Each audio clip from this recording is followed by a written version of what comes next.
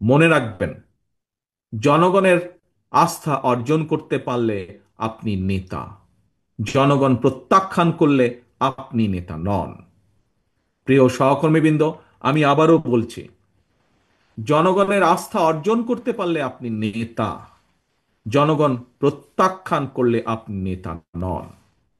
একজন রাজনৈতিক কর্মী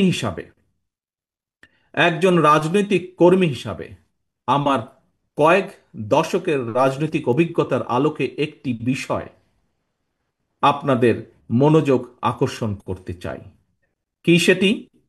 সেটি হলো, দয়া করে আমার এই অভিজ্ঞতাটি মন দিয়ে শুনবেন, খুব সংক্ষিপ্ত। সে অভিজ্ঞতাটি কি?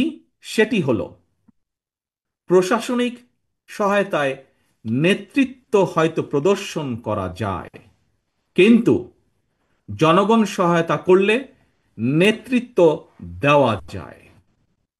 আমি আবারও বলছি আমার অভিজ্ঞতাটি যুবদল সহ সকল পর্যায়ের নেতাকর্মীদেরকে। প্রশাসনিক সহায়তায় নেতৃত্ব হয়তো প্রদর্শন করা যায়, কিন্তু জনগণ সহায়তা করলে নেতৃত্ব দেওয়া যায়। মনে রাখবেন, আপনাদের প্রতি জনগণের সমর্থন থাকার কারণেই পলাতক স্বৈরাচারের প্রশাসন কিংবা আইন শৃঙ্খলা বাহিনী আপনাদেরকে, যুবদলের নেতাকর্মী সমর্থকদেরকে রাজপথ থেকে দূরে রাখতে পারেনি।